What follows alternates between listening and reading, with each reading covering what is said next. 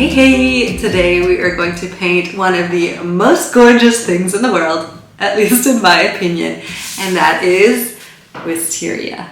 By the end of this video, you're going to have something just like this that you've painted yourself, and it'll really help you bring in that gorgeous May moment into your home for the rest of the year. The sunshine, the colors, you can remember the breeze going through these gorgeous flowers. I headed to the local park to soak in the beauty and to share some of these shots with you for reference so that we can really try to look and see and understand how these flowers are shaped. I got a little lucky because I would never snip anything off of a tree at a local park or in the neighborhood, but it had stormed and this piece was on the ground, worse for the wear, and so I was able to take that with me for our sketch.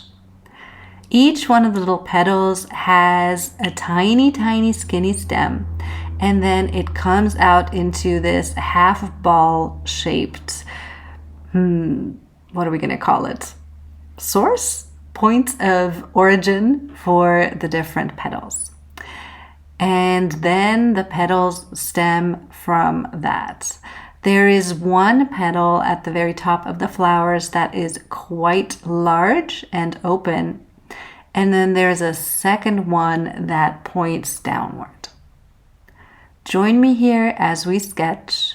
Make sure to do it super lightly because if there's anything you want to correct later, it can damage the watercolor paper. So just be careful. Erasing now and then is fine, but you want to avoid it if you can. So be intentional.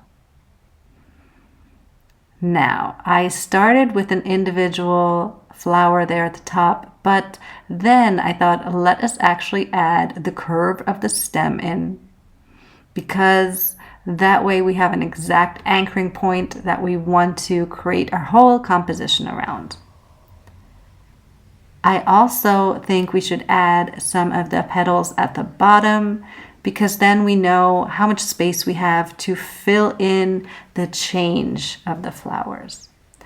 What you'll notice is at the very bottom, the petals are still closed. The flowers look almost like a fairy wing, a tiny fly wing. It could be anything, but a wing. To me, it gives wing vibes. And so make sure that you have that shape. It is straight on one side and curved up to the middle on the other side. Add a few of those, and for interest, I think it is especially beautiful to add some that are overlapping with each other.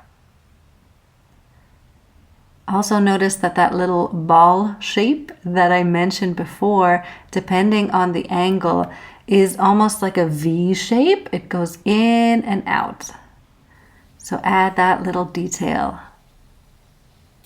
and keep following along. Your sketch does not have to look exactly like this.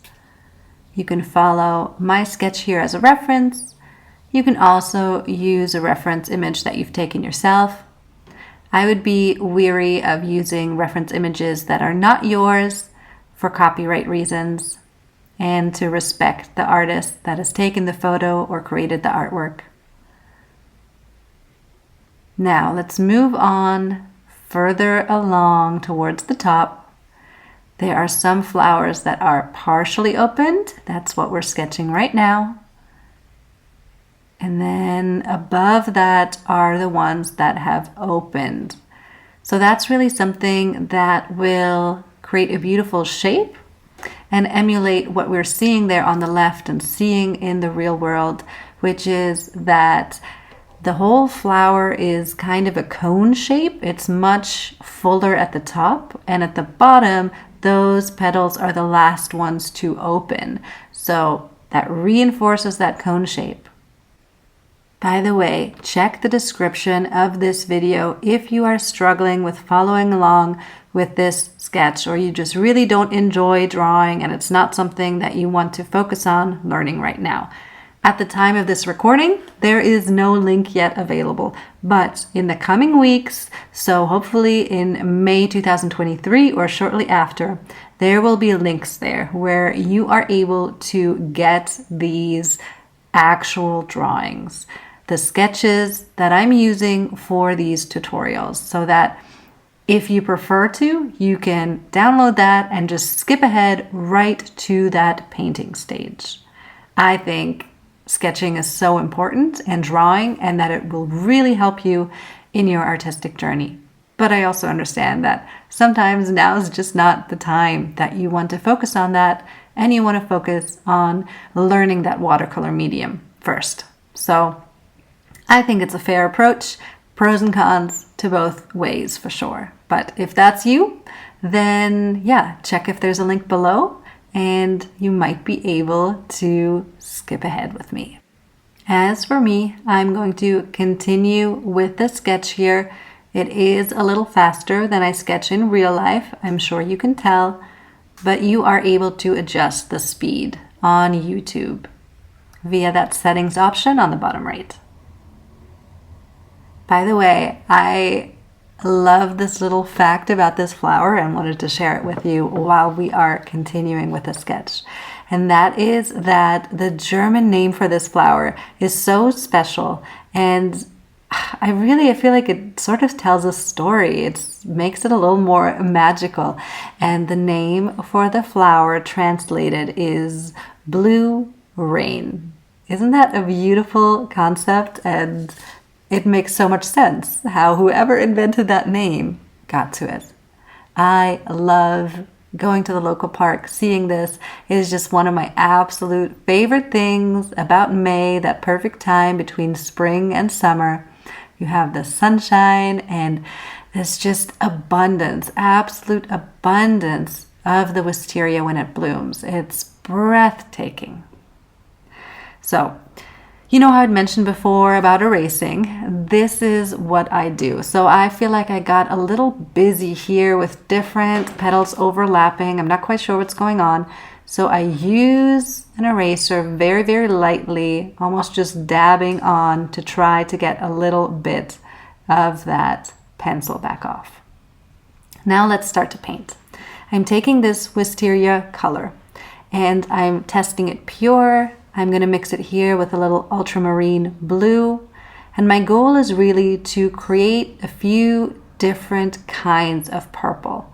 I like variety in painting, and I think the real wisteria also has multiple shades and tints going on.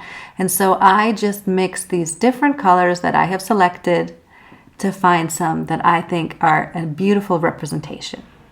Yours do not have to be one-to-one what I'm mixing. Make it something that you find beautiful. When you're ready, take your absolute palest lilac purple color that you have mixed. That means tiny bit of pigment and more water in this mix. And start applying it to the base. So that's where that little round piece is opening up to the petals. Apply that color there and do that for each of the single petal. I'm thinking maybe I should research these botanical definitions before I describe them to you, but I hope that you can follow along just fine. What you're doing is you are taking that very, very light color and you are also following some of the outlines. It doesn't have to be one-to-one. In fact, it's nice when you leave some white space, but just repeat that for all of the petals. And then mix a color that is a little more red, a little more pink, and start applying that to the stems of the individual flowers. Just keep going, find each one. And again, if you can, leave a tiny bit of white space because that is so special about watercolor that you can let the paper shine through and you can layer in different intensities. Keep going with this. This is the very start of our first layer for this painting. Repeat the exact same process, with a purple that is a tiny, tiny bit more saturated or a different, tiny bit of different color. And go over where you have already started, basically leading to an area that's a little darker and one where you're just now freshly applying paint to the white paper. Add a few little brush strokes in the direction that that petal is formed. So pointing down or pointing up, pointing to the side, follow those lines and create some in parallel when you're doing these little washes. It really enforces that idea of light and dark, shadows, 3D shape. Now let us take our yellow, mix in a tiny bit of white gouache, or if you have it, white watercolor. I just really didn't have it on hand. And create a very, very light pastel yellow. And apply it in the middle on the top leaf, just as those two petals, the top and the bottom, meet. Then continue filling in with yet again a tiny bit of a darker shade of a purple, one of the ones that you've mixed. Just take a little more saturation, meaning a little more paint and a little less water as you continue through each of these layers. This painting is another incredible practice in layering, making sure you wait. You do have to have some patience, but treat it as a meditation for each of the layers to dry. And then build, build, build on top of each other. Just a tiny bit more pigment, a tiny change, more saturation, and use it to enforce the idea of movement, of curves, of shadows, of places where the petals are overlapping. And it just gives this gorgeous dimension to the painting that makes it so interesting and delicate. Now mix a really saturated purple, like I just did, and start applying it again to the stems. And let's call this a hat, okay? Now we all know what we're talking about. This is the hat. I'm certain that's not the right name, but that is what we're going with for this tutorial. So apply that deep saturated purple to the hat. Again, leave tiny little spots of white here and there as a little highlight. In watercolor, not always, but usually you're going to go light to dark as you work. So as we go, our layers get more saturated. And if we've covered the paper with a dark paint, it's very, very challenging to get it back to white. So just be mindful of how much paint you apply and where. I've now mixed a color that is much more of a magenta, almost a beautiful red pink. And I'm adding it because I like more dimension. I like that. I think it makes it so much more interesting, if not every single item that you are painting, even though it is the same feature, so it is all a hat. Each one of them is going to look a tiny bit different in the exact colors I've picked or how much water I've applied. And also I felt like the purple was just getting the whole thing way too dark. So you can always adjust as you go. I applied it a few times, decided that wasn't right, and changed it for the next ones. So that's always possible. Now I am going back to a darker purple. And by the way, you see on the right, I have my own reference photos that I took in the park pulled up. So there is zero shame in that. I'm not trying to do an exact recreation, but I am looking to understand what that plant actually looks like. And so it's totally fine to use reference images and to look at it and figure out what is special about this. What can I capture? Like here, I'm looking at that little fallen wisteria that I took with me, and I'm noticing that the beautiful lines on the bottom are quite delicate but apparent. And so I am taking a little more water and a tiny bit of pigment and going over to add those lines as well. As I work up towards the painting with you, let's make sure that we just repeat the processes. I know it sounds like it's really not an interesting skill, or like, why are we not doing anything different? But this is exactly the skill that just needs to be practiced. Yes, it is almost the same skill and the same step over and over again. But practice makes perfect. And in this delicate watercolor style, layering is of vital importance. So this is the only way to get that end result, is layer by layer, going a little more saturated, adding those fine details. While the purple areas are drying, you can get working on the stem that all those petals are attached to and the leaves. I usually add less detail to my leaves just to have a little bit of contrast and keep the focus on the petals. But here you see what I'm doing. I actually use the side of our tiny little brush, and I connect all the little parts here in the middle. They all swoop out in generally the same direction for each side of the leaf. And then I repeat that for the other leaves here at the bottom.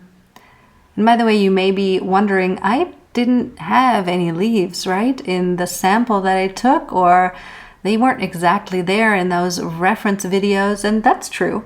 But that's something I want you to take away with as well.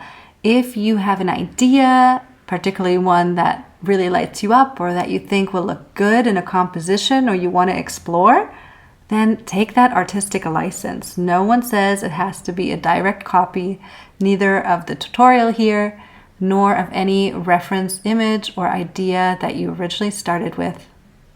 Take that creative license and create something that you'd really like to make. Keep going here, really blending in the flowers. So you can take either just a little water and no pigments and soften out any edges that you think are a little too harsh. And you can also go back over with a little more intense pigment anywhere where you think the flowers need more definition. And you can follow my example, but it's all practice. So just keep going, and please show me your final result. I would love to see it. Tag me on social media and pick a video here to watch next.